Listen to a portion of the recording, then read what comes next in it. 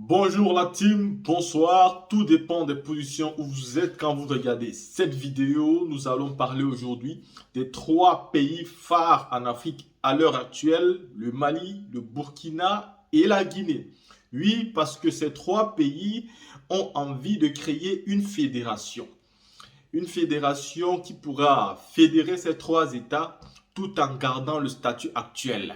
Ça veut dire que les pays en eux-mêmes ne changeront nullement. Ils vont garder chacun d'eux leur statut. Ça veut dire leur souveraineté, leur indépendance. Parce que quand on parle de fédération, il y a des personnes qui pensent qu'il y a un seul pays qui va absorber les deux autres et ça va devenir un seul pays. Et du coup, eux, ils vont peut-être perdre leur identité. Non, il faut que vous soyez clair là-dessus. En faisant une fédération, il y aura tout simplement une facilitation de transactions, une facilitation d'un certain nombre de trucs. Surtout que parmi ces trois pays, il y a un pays qui a l'eau, qui a donc le port et les autres pas du tout. Dans ce pays-là, en faisant sa fédération avec les deux autres pays, pourra faciliter beaucoup de transactions et les voies terrestres, les voies maritimes et les voies même aériennes des trois pays seront donc sécurisé par les trois pays en même temps. Il y aura beaucoup d'avantages dans une telle fédération. Vous savez donc que les trois ministres des Affaires étrangères ont introduit une demande à l'Union africaine et à la CEDEAO, demandant comme ça qu'on puisse le réintégrer dans les dites assemblées pour qu'ils puissent reprendre intégralement leur place. Et là, hier, je pense bien hier, oui, se tenait une réunion à Addis Abeba, en Éthiopie, où l'Union africaine devait siéger et prendre certaines décisions.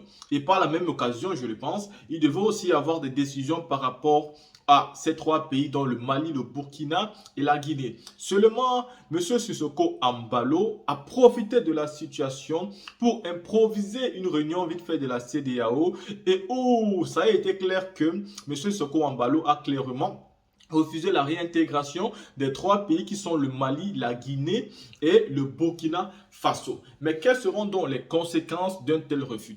Quelles seront donc les conséquences d'un tel comportement? Et pourquoi M. Sissoko Ambalo n'a pas pu attendre à la prochaine réunion de la CEDEAO? Pourquoi il a fallu qu'il improvise directement une réunion à huis clos où il va causer avec ses partenaires, faiseurs de coups d'état civil, pour pouvoir dire non à ces trois pays qui ont plus que jamais besoin d'une compréhension, d'un soutien. C'est-à-dire, je peux comprendre que les présidents civils aujourd'hui se disent que en laissant passer ce que la jeunesse africaine considère comme des gestes héroïques, en laissant passer les militaires, en faisant comme si de rien n'était, pour eux, c'était de dire aux militaires de leur pays qu'ils peuvent aussi se comporter de la même façon. Je peux comprendre qu'il est donc très difficile pour eux de prendre un certain nombre de décisions sans trembler dans leur camp. Mais ils devaient ici se poser des vraies questions en se disant qu'est-ce que le peuple pense. Est-ce que nous sommes la voix du peuple de manière réelle? Sissoko Ambalo, je peux déjà parler pour lui parce que c'est un jeune président qui avait une position clairement africaine, panafricaine, et qui était vraiment déterminé à dire non à tous ceux qui font les troisième mandats et même à ceux-là qui veulent souvent tripatouiller la constitution pour se représenter aux élections comme M. Macky Sall, comme M. Alassane Draman Ouattara dans leurs pays respectifs. Aujourd'hui donc, malgré toutes les sanctions du passé, malgré tout ce que le Mali a subi, malgré tout ce que le Burkina Faso a subi, malgré tout ce que la Guinée a subi, est-ce qu'aujourd'hui, il est encore temps pour que la CEDEAO dise non aux demandes de ces trois nations qui ont besoin de l'aide? Moi, je pense qu'il n'est pas temps à refuser, il n'est pas temps de faire les caprices, il n'est pas temps de faire les calculs. Et si cela est confirmé, que le refus de la réintégration de ces trois pays à la CEDEAO est confirmé, je pense qu'il va falloir donc que ces trois pays prennent leurs responsabilités et que cette fédération qui fait peur à tout le monde puisse donc voir le jour.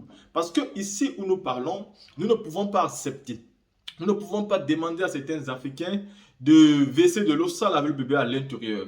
Cette fédération-là qui a été déjà rêvée depuis la nuit des temps avec Sékou Touré, cette fédération qui a déjà été aidée avec les Senghor, cette fédération qui a déjà été pensée avec des grands panafricains qui sont morts aujourd'hui, père à leurs âmes, peut voir le jour de la plus belle des manières.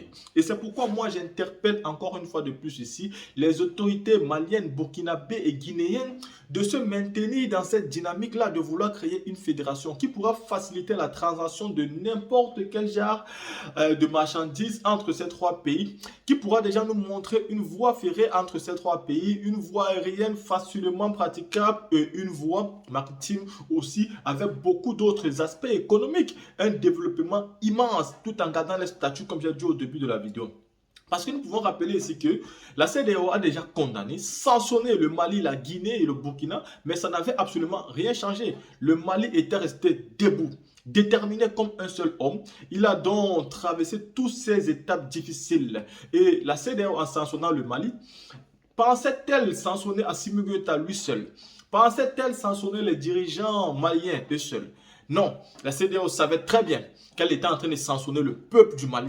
Elle savait très bien que le peuple du Mali, quand il devait avoir faim, devait sortir manifester et demander le départ du président de la République. Malheureusement pour eux et heureusement pour nous, le peuple malien est un peuple digne. C'est un peuple qui sait très bien ce qu'ils veulent aujourd'hui et qui savent très bien qu'ils peuvent braver toutes les difficultés pour atteindre l'objectif ultime, l'objectif ce qui est tant recherché. Aujourd'hui, le Mali recherche la sécurité. Le Mali recherche la paix. Le Mali veut recouvrer totalement l'entièreté de ses territoires. Le Mali a donc besoin qu'on l'aide par rapport à l'armement, par rapport au financement et par rapport aussi à la compréhension. Le Mali ici attend de la CEDEAO un soutien moral, un soutien fraternel, parce que ces différents présidents sont d'abord tous des Africains. Et moi j'ai l'habitude de dire que l'Afrique est un pays et les pays qui sont dans l'Afrique sont tout simplement des quartiers, des régions. Et ceux qui sont venus ici ont divisé l'Afrique, ils nous ont tous séparés et aujourd'hui, on se comporte tous comme des ennemis, de fois même comme des inconnus, tout simplement parce que chaque pays a eu un dirigeant. Mais en oubliant que finalement, à qui profite tout ça? Ça ne profite jamais au peuple, pas du tout, que ce soit en Afrique, que ce soit en Europe, que ce soit en Afrique, en Amérique, ça ne profite jamais au peuple. Ça profite toujours à une clique de personnes qui dirigent le pays et aux multinationales du pays. Sinon, dans le pays, dans les différents pays, il y a toujours la majorité du chômage, la majorité de la pauvreté, la majorité des souffreteurs sont toujours la classe qui ne sont pas dans le gouvernement ou bien qui ne sont pas dans les multinationales, qui ne sont pas les dirigeants du monde. Donc pour moi, je dis toujours que tous ces pays avec des dirigeants là, nous allons beau soutenir, nous allons beau considérer comme si nous sommes dans notre pays, nous devons toujours savoir que ça ne nous avantage à rien, ça ne nous bénéficie à rien.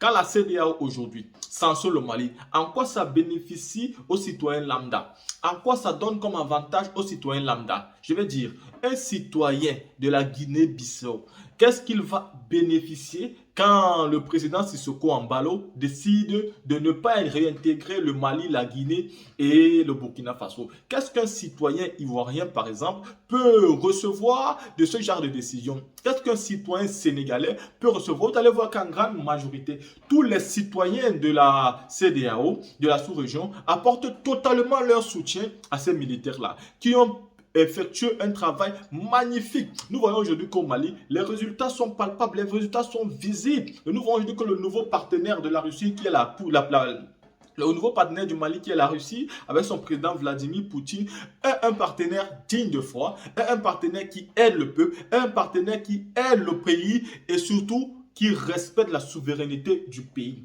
Mais pourquoi la CEDEAO voulait-elle tant que le Mali reste en partenariat avec un pays comme la France qui n'est même pas capable de fournir les armes à ces gens qui ont besoin de se défendre, qui ont besoin de protéger leurs terres, qui ont besoin d'empêcher aux djihadistes de s'emparer de plus en plus aux terres? Vous avez vous-même suivi les discours d'Assimi Goïta qui ne cesse de dire et d'interpeller que quand il était tout simplement militaire et pas encore président, il y avait des territoires où les Maliens ne pouvaient pas arriver. Donc, des fois même, les djihadistes attaquaient les militaires et l'État était incapable de demander aux militaires maliens d'aller secourir les militaires maliens qui ont été frappés. Tout simplement parce que dans certaines zones, la France exigeait au Mali de ne pas mettre ses pieds là-bas. Voilà donc cet état. Par ces explications du président Assimi Goïta, nous constatons, nous comprenons que ce pays n'était pas indépendant. Et si aujourd'hui, ce pays-là, grâce à Assimi Goïta, a totalement recouvré son indépendance, sa souveraineté totale, et qu'aujourd'hui, Ibrahim Traoré est en train de suivre les pas de Thomas Sankara, et que aussi Mamadi Doumbouya a posé un acte héroïque parce que devant un Alpha Condé qui était encore prêt à tout pour poser un autre mandat, nous devons donc nous mettre tous d'accord de soutenir ces dirigeants-là.